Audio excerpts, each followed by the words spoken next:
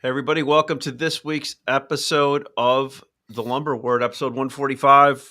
We're doing a little bit earlier on a Thursday, the 29th, It's only 2025. Wednesday. Is it Wednesday? Gosh, It's only Wednesday. that's right. It was garbage day for me today. My bad. Sorry about that. We got a great guest to get today, Patrick Tioli. Patrick, did I pronounce that right? Yes, you did. From Blue Cirrus. Pat does all of our IT here at Sitka. And we were going to let Pat talk a little bit. I know in the lumber industry, he deals with our Montreal office and us, so he gets a good mix of everything we do. And I was going to introduce him. And Sitka is probably, we pride ourselves on being like so far from the cutting edge in terms of technology that we don't even know where that is. We're so far away from cutting edge. Is there anything we can do with this used logo? to like working like it's like remedial training. It's IT for dummies. That's what we practice. So yeah. Charles, now you're comfortable, right? I'd feel a lot better. I'm with like and kind individuals. I feel better. Is that better? The logo? No, I mean, this thing's covering up my face. That's all. Well, I know a lot of people tune in because that may have they want to see your face. That's it. That may or may not have been on purpose. Hey, that's fine. Hold on a second. Let me. There we go. There we go. Maybe that'll work. Charles, we miss you. So, just real quick for everybody, Greg and I know are going to be down at NOLA next week. So in Kansas City, just make sure we don't do breakfasts. No. Breakfast has been off somebody like made me do a breakfast up in Montreal and last year, and I'm still like scarred from it. Yeah. So to all you rookies out there, when you book the 6 a.m. or 8 a.m. breakfast, think about how that's going to feel when you're out at 2 a.m. the night before. And I've attended a couple of those with people that have been out that late, and it's usually a tough one. So it's of limited value. Yeah. Nothing good happens after midnight. It's rule number one. That's right. Depends who you ask. That's right. Well, nothing good happens rule in number Chicago after midnight. Always go to bed the same day you get up. That's right. That's true. Charles, we're showing our age now, Greg. You rule number one. Yeah. So Patrick, I wanted to jump into what you do, and one of the interesting things when you sent over a little introduction about what you do, was perfect. When you basically said you do things that a lot of people let their son-in-laws do and run their IT departments, basically. Don't do that. Don't use nepotism to run your IT department. So talk to us a little bit about what you do, like with us and with other companies. And are you doing anything with other companies in the lumber space? For the lumber space, it's basically you guys. And basically what Blue Cirrus does is that we take care of everything when it comes to IT because it's IT consulting. But nowadays, you're going to hear a second a term which is called managed service provider, or MSP for short. Basically, when IT consulting companies come in, we kind of form partnerships with our clients. We don't just call and say break and fix solutions. We like to come in, see and assess everything to standardize your IT, whether that's email service, cybersecurity, or if there's any projects that are needed to be done, standardizations, and or any updates, so on and so forth. So the thing is that it's no different than your accountant. Your accountant also has to look at your books, make sure that everything is good, so you're not declaring too many taxes or not declaring enough, so that you're standardized. So we help companies do that. Now with your son-in-law who does DJing on the weekends, they're kind of the break and fix solution, and they kind of just guess, and then they're like, oh, it works. No, that's not the way to go. So there are best practices. There are best practices which IT consultants do that we implement into companies, and we also implement other tools, which is part of the MSP portion, which we can get alerts, we can prevent things from happening, and also create stuff that will respond quickly to some events that may happen, such as, let's say, for example, your disk is getting full. We can have little scripts in our managed service provider that eliminate a lot of the useless stuff that's in your computer, such as temporary files, so on and so forth, and automatically you never see that problem because it just goes away. So that's basically what Blue Cirrus can do for you, and going with an IT consultant to help with your IT.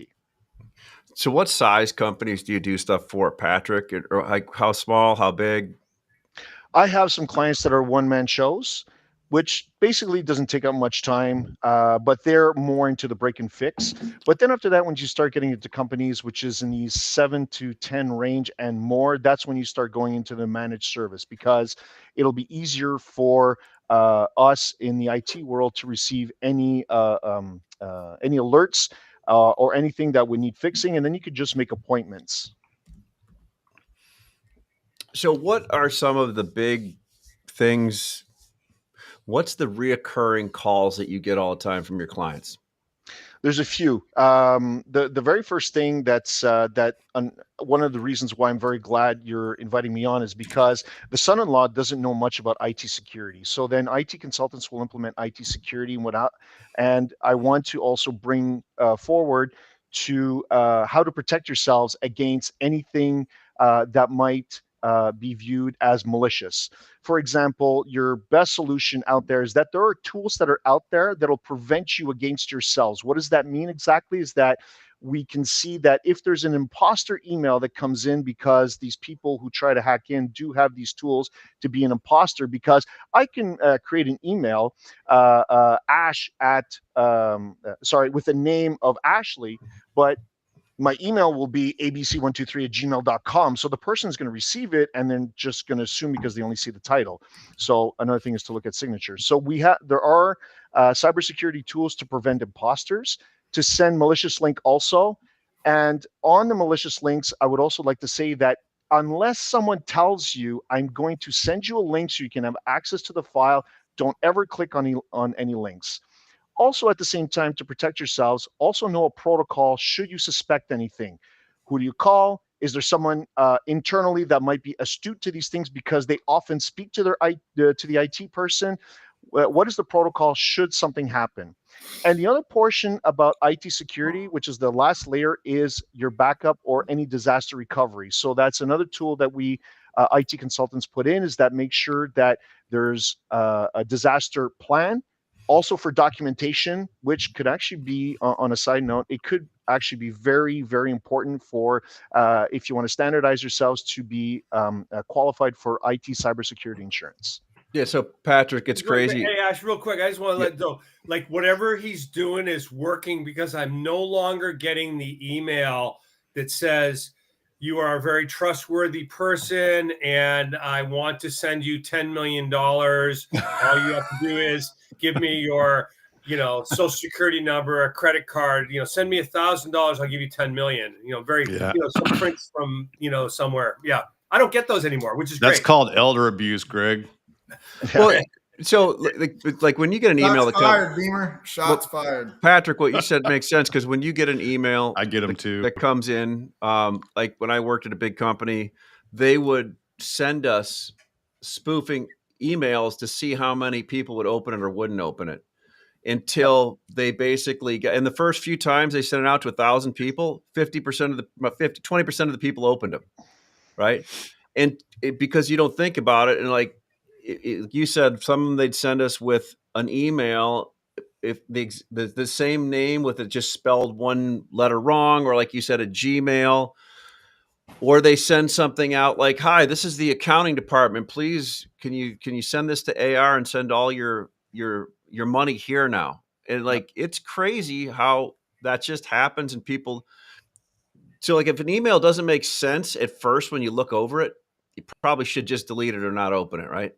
Your first instinct will be the correct instinct. And even if it's not, that's okay. I'll tell you, no, it's good. Don't worry about it. I'd rather you ask me and I say yes, than click on it and say, oh God, here we go. Isn't that half the problem for you though, Patrick, is dealing with human error? Absolutely. Phishing scams and things of the same sort. Absolutely. And even I'll just tell some crazy story, is that people who deal with trying to gain information, one of the best sources for them to gain information on you is on social media. It doesn't matter which one it is.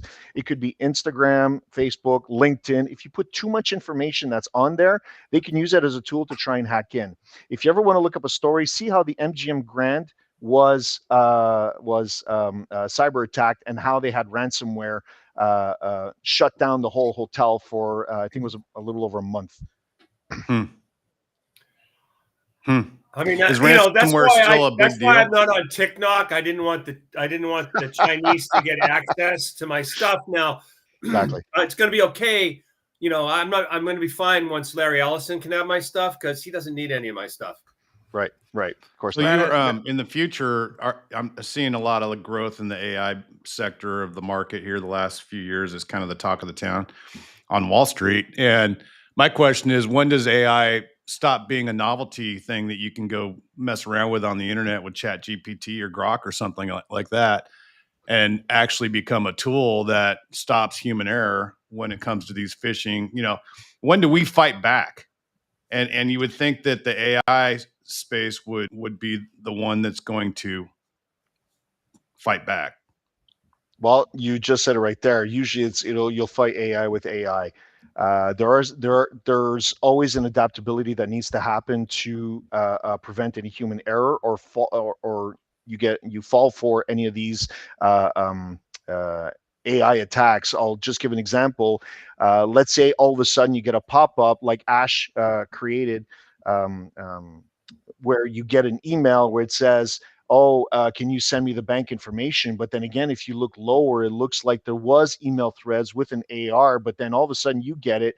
So you'd have to be very wary of that. That was most likely AI generated, and then after that, just sent out. So a lot of these cyber criminals are also trying to use AI to gather information and then try to push out emails. Oftentimes, a supplier such as myself will put in IT securities in place which have their own AI. It doesn't matter which company it is, but mostly the reputable companies are also developing that. So you kind of fight AI with AI. I mean, I always find like the big tell, like if I get an email on my personal email, like outside of Hampton, my wife gets these, I get them, Greg, we all get them. And I always go back to, I look at the details of the email before I even think about responding to it. And it's always a spoof email address, right? So it says it's from Amazon services, but then if you look at the actual email sent from, it's like some Gmail account with a stupid name. Yep. And why can't AI just eliminate those before they even hit your inbox? I mean, you like anything that's a spoof should just be eliminated, like automatic junk. I don't even know how they get through, to tell you the truth. Well, you just said the key word there is that you're using your Gmail account. Unfortunately, the Hotmails, Outlooks, Gmails, Yahoos of the world will not prevent that spoofing. The reason why is because when the email comes in and it's a Gmail account, it's viewed as legitimate because it actually comes from Gmail, even though the spoofing happened. Yeah. If, let's say, you're using your domain as your email, instead of using a company name at gmail.com, which is not that secure, but if you use your domain as your email, and if you're using a reputable email service such as Office 365, Google Workspace, so on and so forth, you can then implement securities, because these cybersecurity companies have the AI that will say, hey, this is not the writing style of the person. Are you sure that they actually send it? I'll give an example. Let's say you have on your own personal Gmail account that you want to forward to your company email. It happens, whatever, or an employee does that because they want their papers for termination papers. So then you're going to get a warning that'll say, oh, this doesn't match this person's writing style. Is it legit? And then you can say, yes, it's legit because I'm expecting that email. Yeah. If not, then it's going to say, then you can just say, no, I'm not expecting that email. And then that email just goes away. So Patrick, Matt, to follow up what Matt said, like, we obviously are sweeping a lot of stuff because I have stuff that goes into my junk email a lot that's actually legitimate email too. What's the best way to what's the best way to approve it so the next time that sender sends it, it doesn't go back in? Or is there some people that are always going to go into junk mail? Well, a lot of the people that are out there that maybe they don't have their emails configured properly. Basically, what that means is that nowadays, when emails are delivered to the domain, and the cybersecurity companies will look at the email, they'll judge whether it's clean, it's dirty, if or whatever reason, and then after that it gets delivered if it's legit, or it just gets dropped, period. So oftentimes, let's say a domain always goes into junk. An easy look to do is the IT person would have a look at the domain and see if what's called the MX record is configured properly, and if it will, and also SPF or TXT file. I won't get into the details what it is. The IT person knows. So basically, what it does is that it'll check the security, and if it passes the security, then the email is going to get delivered. But for the most part, even if it's junk, it's going to get captured and say, something's not right with this email. It's not configured properly. So then, are go you ahead. using like Mimecast as a filter, or you just use Office 365? Office 365 has their tool, which is actually a great tool, but you have to pay the license for it. There's many companies that are out there that'll do it, Mimecast being one. It's just like Mimecast, okay. Yeah, there's a lot like Charles, them. you see how you see that? You see what Matt just did there? He went next level. Like, I'm dialed in on this stuff, huh? You need to catch up, brother. But you've got to remember, Greg, I started out in the computer business. And, I know. My first job out of college. You're a tech nerd. But we use Mimecast, and it's actually a good program, because if I'm not getting an email from somebody, I just go into Mimecast and I look at my delayed or deleted emails, and I can find them, and then I can approve them. So it has a block and unblock feature, and then once you're unblocked, I should be getting your emails in the future. But you know, it takes a little bit of effort. Am I still blocked, Matt? Is that why you don't reply to my emails? Dude, no. In fact, I need to get you on the account, dude, because you're going to be my first Yellow Pine customer. I need to sell you something so that somebody else doesn't try to steal you before we open that new sawmill. Well, I mean, I'm waiting on you, man. So, hey, Patrick, so what's your core customer that would be listening right now? Wholesaler, mill, retailer, anybody else listening that is basically raw dogging their IT right now, and and basically doing it on their own. That was a little aggressive. No, you can use it. You can use that term in other ways, guys. Get your mind out of the gutter. Yeah. It's sorry at heart. I'm still 8 years old, Ash. Well, to those that are raw dogging, what I would suggest to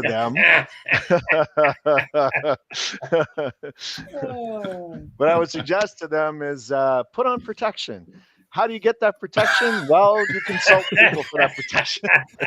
Exactly. You know what? To be quite honest with you, one of the offers that I do for people who want the network assessment with promising of being a client is I do a free evaluation with someone in the company to assess what they have. I'll look at the documentation. I'll look at all their practices, what they do. I'll see what needs improvement, what investments that need to be done, because let's just be honest, when it comes to that, you need a budget. That's for sure. Yeah, that's right. And how many companies do you think right now, I mean, not talking the big companies, small to mid-sized companies, don't really have the proper protocols or proper procedures set in place to protect themselves adequately from incoming cybersecurity threats? Well, not to scare these companies, but we can do these in steps. We can go full blast and get it done all right away, or we can do it in what's priority 1, priority 2, priority 3, priority 4, so on and so forth. They may already have some stuff in place, so then it's just to reevaluate who needs certain protections against certain things. So, I mean, that comes with the evaluation, and it's actually more affordable than you guys think. It's easy monthly payments where you can have all these protections. And right. I mean, like, honestly, for everybody, I mean, we've, full disclosure. I mean, Sitka's gone down the road, and we've had to deal with all of the negative consequences of not having the things in place. And so, we're kind of doing this. This is a service for any like small to medium size company that may not have enough protection right now. It's like, man, it's a bummer, and it's expensive, and it's unnecessary at this stage of the game. I'm going to say, Patrick's done a ton for us to get us to a place where, we feel we have adequate protection against the things we need to be protected against. So that's my plug. But that's a great. And we appreciate question. Patrick could be coming. He may be AS. He may be a future sponsor. Who knows? That's a great point. But also, I'll go to Matt in a second. But Pat does other things like installs things for our enterprise system provider when we're changing. I mean, he does stuff not just cybersecurity, but all type. When we have issues with things on our computer not working correctly, and like I said, if I'm plugging it and plugging it back in doesn't work, we generally call Patrick. Then the second best thing is you just call him and say, I'm having the problem, and then it fixes itself before he actually even does anything. Just calling him fixes it. I have a question for Patrick. Stuff. Sure. Patrick, you sound Canadian. Are you a Canadian company? And I'm just assuming, so maybe I'm wrong, but then if I'm right, do you do business on both sides of the border? Or, are you just looking at Canadian business? No, I do both sides of the border. I do Canadian. I do also have an entity in Miami. Okay. Okay, right on. And I sent something to Patrick the other day. I was down at the beach, the dog beach, and I ran into a venture capitalist guy that's going around the country buying companies like yours because they don't feel like they're charging enough. So the VCs want to buy you guys up and then like 10x everything. Well, that's the thing with I love doing is being a partner with small to medium-sized businesses. I love the communication. I love the one-to-ones that we can have. I love to assist in projects such as Sitka is doing now. I absolutely love it. And then I see how everything evolves in their IT, and to be a part of it is awesome. And that's what keeps driving me to keep going, even at my old age also. Whoa. So, and just Patrick, for people. Just so everybody's like, I'm seeing Patrick kind of like click out. I want everyone to fully understand that he is an AI simulation. Pretty much, yeah. I appreciate GPT. All right, Patrick. So you put your email up there, but so just so everybody that when this goes on to podcast tomorrow, it's PTEOLI PTOLI at bluecirrus.com. That's BLUCIRRUS.com. So I highly recommend you use Patrick, and at least uses basically you come in and you'll do an estimate for him and assessment. Yeah. Well, Patrick, we appreciate you coming on, my friend. It's been we've been trying to do this for a bit. I'm glad you were able to do it, and it was my pleasure. Good luck to Obviously, everybody in lumber, one of these things doesn't fit. If we do an old joke, I could be like Bob Dylan in "We Are the World," that crappy voice. There you go, Charles. I lost you. I like that. That joke. Charles going, what? Huh? Yeah. Charles like, who's Bob Dylan? yeah. Yeah, he's like, he heard like a Rolling Stone. He goes, is that Lou Reed? All right, you guys want to talk about lumber? You're welcome to listen in on the lumber if you want, but I don't know. You may. I definitely look forward to seeing this podcast. Sounds good. Thanks, Patrick. Thanks, man. All right. Have a great day. Nice to meet you. Nice to meet you too, guys. All right, lumber boys. It's Wednesday, not Thursday, and we got the board off. How much, Greg? We are currently at $549, down $1,750. Okay, so the last number that we saw recorded in the ledger in the print was 585 Chicago on spruce and 565 on hemper. Are those numbers still accurate, or are we below those numbers or above those numbers? Where's cash? Charles, as you know, likes to dabble in the cattle, and I was looking the other day, Charles, how cattle futures sold off 3 days in a row and went a huge discount to cash, and now they're up limit again today, right? Almost.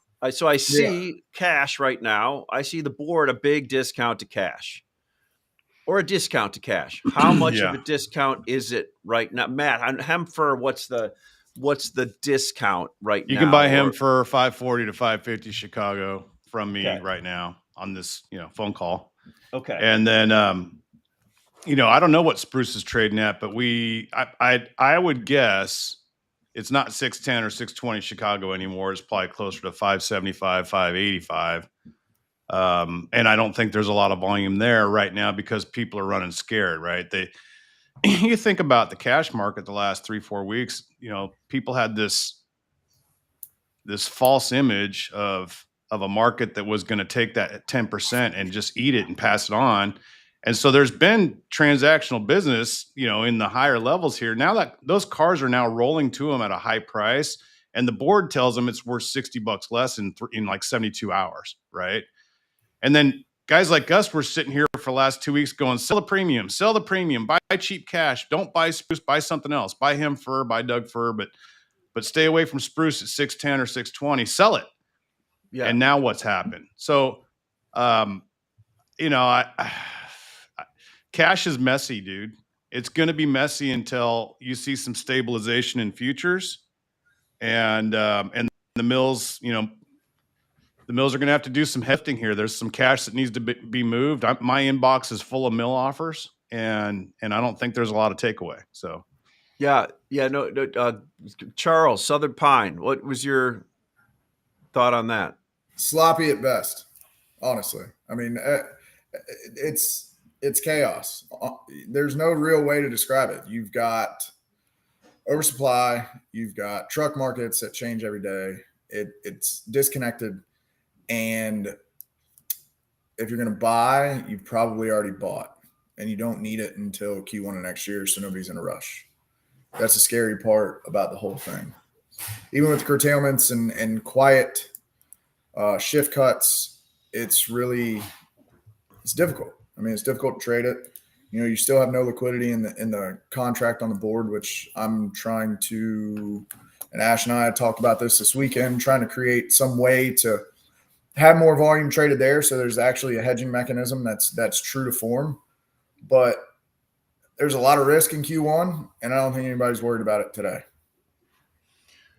Greg, spruce side, what are you seeing on that? Euro, spruce, all the above, right? We saw a big EFP list come out today. We'll take a look at that. Yeah, I mean, I've actually perused that a little bit, and there looks like that's nothing with at a 550, that makes a whole lot of sense to me on the first glance. Yeah, I think, I mean, the thing, Matt, you said, people thought they were going to take the 10%. The amazing thing is that doesn't happen. It's never happened. The market. You called it, Greg. You said we'll sit around for 2 weeks and then the mills will have to, come find the market. Well, that happened last week, and now we're in disarray this week. Right. So I look at the calendar and I go, okay, so there's 3 weeks until Thanksgiving week, which you're going to get, a lot of, at least in the U.S. South, you may get some guys that shut down for the whole week instead of just the 2 days. And then there's 3 weeks until Christmas. So I'm going, okay, I had a conversation the other day. Guy said, Greg, why is it that the market hasn't reacted more to curtailment announcements? And I said, the real feel on that isn't going to be felt until the first quarter, and the market has to overcorrect on that. So, I mean, can we to that talking point though, Greg, can we also discuss the fact that some of these announced curtailments in some form or fashion, there's a percentage of them that supply never even touched the market. It's just a maximum production capacity that is further being reduced by what You was think actually it's kind produced. of a ghost announcement? Is that what you're saying? What I'm saying is, if Like you it's have a a mill ghost- that cuts 300 million foot and you're only running 200 and you say you're cutting 150, right? You're only really cutting 50. So the Yeah, difference I between see. like So what it's you a ghost see in announcement. Pine versus, like Greg said the other day, the Sinclair announcement when we were talking, that's a real cut, right? Because they're going to take Yeah. basically, if I read that, half their production off. Yeah. 40%. Yeah. They're 40%. cutting 40%, which it sounds to me, it's like, hey, we're going to go to one shift 4 days a week instead of running 2 shifts 5 days a week, right? I mean, that's about what that ends up being. And there's a number. I mean, the problem really. But see there, they set a precedent as to how they were running before the announcement. Right. These other announcements. But You know what I mean? What really matters though, Charles and Greg, is that we just have muted demand. We're in the slow part of the year, and people don't tend to really want to build inventory in late October through Thanksgiving. People really don't start thinking about that kind of stuff until a lot of times right before Christmas or right after Christmas or New Year's even, and so they can take ownership. now, Q1. even though, well, we have switched over to the long seasonals now. We've kind of like, once you're getting to early November, you're starting to hit your seasonal pattern goes back up a bit, but there just isn't enough demand. And we've been talking about demand for a while. I think until the marginal output starts to become lower than the marginal demand, then we're just going to have these markets that react to news that we have no control over, whether it's a tax or a tariff or something, or a milk curtailment. And then you just have a deflation afterwards because there's not enough sustained demand behind it. Now that will change, I believe. I talked about this last week when I said I think the first quarter could be problematic for some people trying to load up because there won't be as many vendors available. They won't have as many options. But we need to see those curtailments. And if that happens, you should be maintaining a short risk scenario, not a long risk scenario, in my opinion. Can we agree that the mills that have sustained production through all of this, and everybody's saying Q1 is going to be better, hopeful, right? Can we say that a majority, and I don't know what that majority percentage is, but let's just say a larger percentage of those producers are going to continue to produce through this, hoping the other side is rosier than it is today? Oh, we talked about that last week. Then it's a question of what your burn rate is, right? 100%. That's my thing. Who's got the deepest pockets? We had the lowest cost producer in North America announced $200 million loss in Q3. Yep. The run rate now in Q4 is going to produce a bigger loss than that. We'll get reports next week from 2 of the other biggest producers, which I suspect are going to be bigger numbers than that. I just think the market typically has to overcorrect. Matt, I keep having this discussion with people about demand. Housing starts are flat year over year. Repair and remodeling is arguably flat-ish year over year. So it's not that, demand isn't collapsing, but it's not accelerating. So it feels like it's less than it is. It's all about supply, as it has been for the last 24 months. And, history says that the market has to overcorrect. I think, people that are holding out that things are going to be better in the first quarter, how much better does it have to be if you're a Canadian producer losing $150 to $200 a thousand today? Do you really think the market can be that much better between now and February, March? My opinion is that the market could go up with the same amount of demand, and it would just be a supply imbalance, not a market pull type thing, but more of a supply push. To your point, though, also, here we are. Yeah, seasonally, we're going from seasonal weakness to seasonal.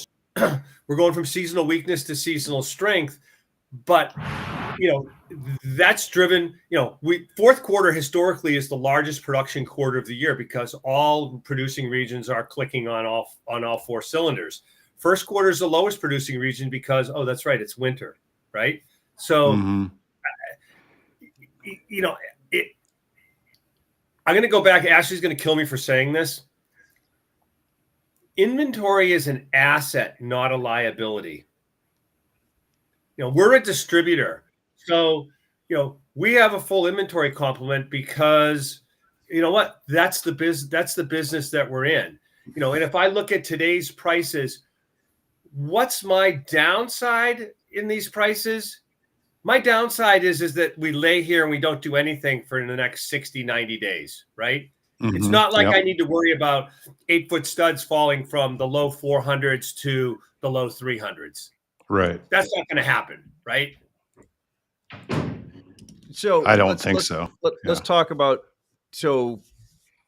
what I heard you say to somebody. Let's clarify that. What I heard you say. I mean, to somebody that would be like a 7 or 8 year low, right? You're talking about you don't make your risk assessments based on decade type numbers, right? No. You look at 3-5 year trends. You look at the current market makeup.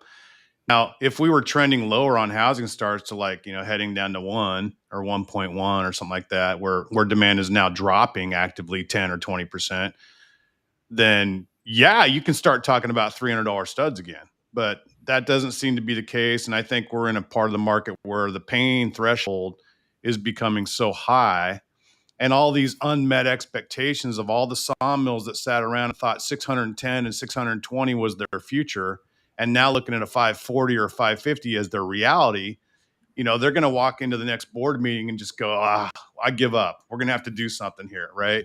So, you get into the overreaction phase of the market, and when you want to buy. Like Charles, this. When the mills come to you, and that's when you want to buy, right? I mean, otherwise, why are we in this business? This is like the entire point of being a commodity trader is that you don't want to buy at the very top when everybody else, doesn't want to sell you. You want to buy now when the market's ripe for it, and you can put on really good basis hedges and things like that, and take calculated risk for long-term decisions. So if we look at right now, November, okay, let's say it's right around the 549-ish area. January's around 583. What I heard you say to somebody today, Greg, was I could see January not going much farther in November. I mean, November kind of is like based on what Matt said, November's on cash for it's him. A cash trade now. Yeah. I'm looking at November going, I don't know why November doesn't test the 520s, which is where, September went down to the 520s, right before it got squeezed at the end. Yeah. And so I'm going like right now, there's nothing to say. 520s, 500. Here's the deal. Until you get like massive, more substantial curtailment, because it's too early for guys to be really positioning for substantive first quarter. You're probably 3 to 5 weeks away from that, right? Yeah, and you're also asking people to add inventory into a end of year tax inventory type taxes for some of the states that have inventory taxes, right? Like Texas, for example. Yep. To add inventory and then get taxed on it on December 31st, because there's not enough day-to-day transactional business to go out and buy 2-3 million feet of material right now and then just flush it all in 3 weeks. It's going to take longer than that to move that volume in this environment. So I don't think that's a winning argument. I think the mills have a lot of pushing to do here. And you're right. We could hit that 520. That was kind of my target. Once we broke through the 565 barrier yesterday, yeah, I was like 540 to 530 is the next target zone. And I hit. And then I'm just like a lumber buyer. I was just saying the same thing as you, Matt. It's like, then it got to like the 540s. They're going, well, hey, so now it's like the 520s, right? Ultimate low is 499. Hey, maybe it can be 500s. Yeah, 499 is like the bottom of the Bollinger Band in September when the last contract expired. So yeah, we could have 120. I'm not saying it's going to happen. I kind of doubt it, but we could theoretically, if you're just a technician looking at charts, we could have $135 reverse in the span of 3 weeks. That's So, painful. for our listeners, Look, dude, that's a lot of real money disappearing. Overly bearish or overly bullish, or both? Say that again. For our listeners, are we coming over as overly bearish or overly bullish? Well, I mean, I think it depends on the time window. Yeah. Yeah. I mean, because my thing is, I'm going, hey, short-term weakness is going to be evident. But if you're a long-term player, today's prices, if you're not afraid of, $5, $10, $20, $30 of downside, like, or have a buy strategy to buy into it, that's a no-brainer right here. You want to be a long-term buyer. Short-term, yeah, there's going to be continued weakness, but long-term, you want to be a buyer here. It's just right? one thing I want to push out that Matt mentioned it. Greg mentioned it. Charles does it. So all three of us here, four of us, we EFP lumber. Just for all you listeners out there, you don't have to go through people and only EFP with mills. You can EFP. Yeah, you can EFP with an individual. With anybody. And there seems to be like this wall setup of the string in the can theory. By the time the retailer down there gets through his broker, then to the mill and back to him, they don't know what in the F they're talking about, right? Like nobody has a clue. So like I know Matt, Greg, and I are EFPing hem fur cars right now. So you can call either one of us if you're long futures and your boss is calling you saying, how are you going to get out of this thing? Well, you can go to Spruce or you can go to the lowest common denominator, which is hem fur and EFP cars with Matt, Greg, or myself. You can also EFP Southern Pine with Charles, 2x4 and 2x6, 9-foot, other stuff. Charles has done it. So what I'm saying is get outside of what the same group of people have been telling you for 10 years. Get outside the box. Get outside the box. Start thinking for yourself. Don't just. Well, you could also, Ashley, you could go out and buy either through EFP process or through cash discovery process, or buying the November contract and selling the January contract against it. You can lock in $35 1,000 basis trades and sleep at night for the next 90 days if you really want to, protect yourself. Like I don't think we could do what we do without knowing that. I always lose money being short January. Why is that? I don't know. I honestly, I don't know. That's a great question. So Charles, back to the yellow pine thing. You said trucking. Can you expand on trucking? You just mentioned it as a comment. I mean, I was just touching base on the fact where, I mean, it's a truck market. You clean up one mill, another mill's got another problem 2 days later, right? And it moves so fast. Once again, I know I've said this before, but our go to market or mark to market effects are a whole hell of a lot faster than what y'all dealing. So if you have an issue or a mill has an issue, or to your point, Matt, you want to be buying when people want to sell, right? It's a good opportunity for you to really analyze that offer to figure out what kind of value it brings to you, because not everybody's in that boat, right? And it's going to be very sporadic. And if you're prepared to do it, to Greg's point, long-term play, you could put yourself in a position to win from now until the end of Q1 and not feel effects of some of the winter issues and supply issues that we could run into. So if yellow pine futures isn't going to take off, you're using that as a EFP hedging tool, long, short. You can use the same way Greg and I use the spruce one. If it doesn't work out, do you just go switch over to the spruce contract, or is there a correlation in your mind? That's how we've done before the pine contract came out. That's exactly how we EFP'd. You would just figure out what your discount or your adder is, right? And is there a long-term correlation between the two? I always thought there was sort of a disconnect. There's been a very big disconnect over the past 24 to 36 months as far as how they react. No, they correlate perfectly. They don't.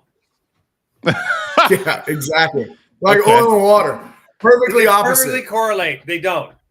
And see if you look at that Can from, I hedge from a long OSB term, with the futures contract? So Well, Ashley, if you look at it from a long, Ashley, you're talking if you look at about it from a long term perspective. yeah. Go ahead. Go sorry. ahead, Matt. No. Go ahead. No, what I was going to say is if you look at it from a long term perspective, they actually worked out really well and they mingled very well. Yeah. Until species swapping in the Midwest and the Plain States became a thing, right? And then you have huge peaks and troughs, and they counteract each other as far as pricing strategies and buying strategies. Well, go. So you really have to be in tune and know what the hell where's you're doing. Where's January? Where's LBR January contract. Southern Yellow Pine futures at right now? 386. 386. So basically, $170. if you bought West Side 4-inch, even though you don't put it on the ground at 310 or lower, let's say you can buy underneath that at 300 or Central at 300. Why wouldn't you buy Central, put it on the ground, and sell that 380 something against it, sit for 3 months or 2 months, and then ship it into the Eastern thing and clip a coupon? Sounds like a good idea. I mean, it works. It just people are too dumb to figure it out how to use it because it's Well, not I I mean, don't think we here's- want to here's the call our problem, listeners though. Here's- dumb. I think we should Yeah, maybe that's not that. call them Matt, dumb. I agree with you. Let's not do that. Let's not go there. Come on. Let's just. I'm say sensing some frustration. So look, from no, the look, Ashley I complaint was party. on, No, I was on the phone. But see, here, Ash, to that point, though, one thing to take into consideration, because once again, we are a truck market, everybody is used to a delivered origin number in your North American species. So you're looking at a price, and let's just say your average freight adder is $335, right? So $35 to ship it. So you're at $335, 6 or 7 to unload it, you're at $342, right? And then say you ship it in February, there's another $24 in storage. So you really handicap yourself, and it doesn't pay to put pine on the ground for that very specific reason. The two and things even if you look at it from you have slippage in that you have freight in and freight out as opposed to one freight, and you have to store it inside, so there's that extra cost. So it's probably you need $40 or $50 to break even for 60 days. All right, so let's sell January Southern Yellow Pine and buy 2x10 number 1 20-footers, which has a $200 basis right now. And or if you want to there's get away lots of from liquidity. basis and Or Question decking, for or Ash. premium decking. Ashley, I'm just saying. pick something you can sell, Ash. Pick something you can sell. I'm just saying is like there are ways to use it if people actually looked at all the charts and figured out how to use it. I mean, They Ash, should I'll be call honest with you, us and I we'll would- tell them what to do. yeah. Well, I mean, full disclosure, I would, if there was more liquidity, I would like to use it going into. But the Q1. great thing is, we need more market participation. the great thing is the way it settles as like a 10-day swap going into the close. You don't need the liquidity. Once you set a number, it's gonna actualize at the print number. Yeah. Yeah, but see, if I go in and if I go long, let's just pick a number, right? Say January gets to 360, I go long 25 contracts, right? So all of a sudden I went from 360, I'm manipulating a market based on my market position that is going to artificially inflate a cash price, which is going to go against me. Now, granted, you win on one and lose on the other, and you depending on your hedging strategy, you have percentages that lay out, right? But you're also in a scenario to where that market has huge peaks and troughs that create a lot more risk. It's not if you just don't touch realistic. it. Yeah. It's not as big Bingo. as the actual cash market. And so it can be manipulated. Very deceiving. Ashley, Very deceiving. what's going on with Euro? Like, let's give the listeners some on the ground real time information about Euro Or production 16 and 2x4 16 and what the future holds. 2x4 16 670 2x6. Everybody wants to buy 14s and 16s. 2x6 16s lightly offered. I've got some lists from some of the producers that put 10% into it, and nosebleed numbers. I think a lot of the market out there is waiting for another bunch of vessels to land and believe there's going to be a lot of volume. I don't think there's going to be a lot of volume as much as we think is going to. But Greg, you talk to a lot of more than I do. What's your feeling on Euro studs, Euro studs? We had a vessel hit 3 weeks ago and sold it all, or 4 weeks. It sold everything, and people are still looking for studs. But yeah, I think. I mean, from what I can see, that there's there's only going to be less volume that hits U.S. ports between here and the end of the year. That's what I see. And part of what is confirming that is, we've seen the price of Eastern, the two biggest items they ship, 2x4 16s, 2x6 16s. So 2x6 16s have moved up from sub 500s FOB the port 5-6 weeks ago to now where we're getting $600 FOB Northeast reloads on 2x6 16s. 2x4 16s, which was carrying the highest and the best price, now with a 10% tax in it, are they still going to come across? I mean, we've been offered some wood for December, January arrival, that based on, we can't hedge it based on where futures are today. We'd be locking in, I estimate we'd be locking in a $40 or $50 a thousand loss. And it's at or above what the cash market's trading at right now. So, my sense is that you're going to have less come in the next, between here and the end of the year, and even less come in the first quarter. One other thing, Matt, I think that's a good thought. Yeah. Go ahead. Sorry. Go ahead.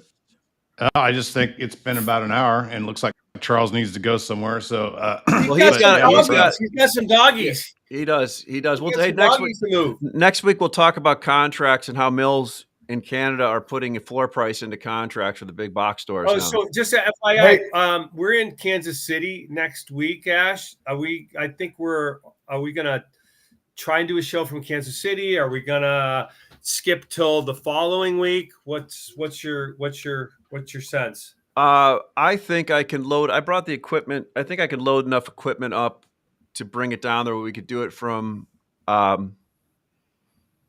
room one day if we want to. Yeah, so we'd have to do it on we'd have to do it on Thursday morning because there's a luncheon that starts at 11. Yep. What's that, Matt? For the people that think we sound overly bearish, there is some bright light on the horizon when it comes to the Fed dropping interest rates and mortgage rates continuing to fall. And I think that is a good thing for us. It's just not going to be an overnight thing here. But look, it's not like, if you look at your 401k, it's not like we're going broke. The country's doing fine. We just have high mortgage rates and high cost of entry for young people. And once we can get that sort of sorted out, I think that's going to open up some more space in the building in what we do, and that'll help us. So, I don't think this is all doom and gloom going forward. It's just going to take a little longer than some people want. Matt, to your point, there's a lot of bright spots.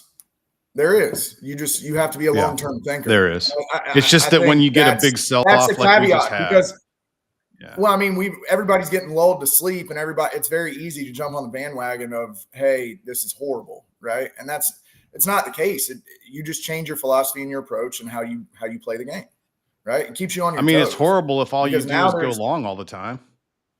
Well, the interesting thing is, I just had this conversation. I didn't say that, but I just had this conversation with HQ about October. Our volume in dollars is going to be the best dollar volume in like 5-6 months in October. So units, that's even higher, and it plays to that whole thing. We are a distributor, and the distribution business is good. Yeah. Is it hard? Yes, it is hard. Is it frustrating? Yes, it is frustrating. But there's plenty of business out there every day. We're 1.3 million plus housing starts. That is nothing, not great, but it's not terrible either. If we look over, outside of the COVID years, that was a good number. Yeah. Yes. Exactly. Should we be well, thanks you guys. 1.4 to 1.5 million? Yes, absolutely. And if we were, lumber prices would be $200 to $300 a thousand higher. Exactly. Have fun in Kansas City. I appreciate it, guys. Yeah. Good deal.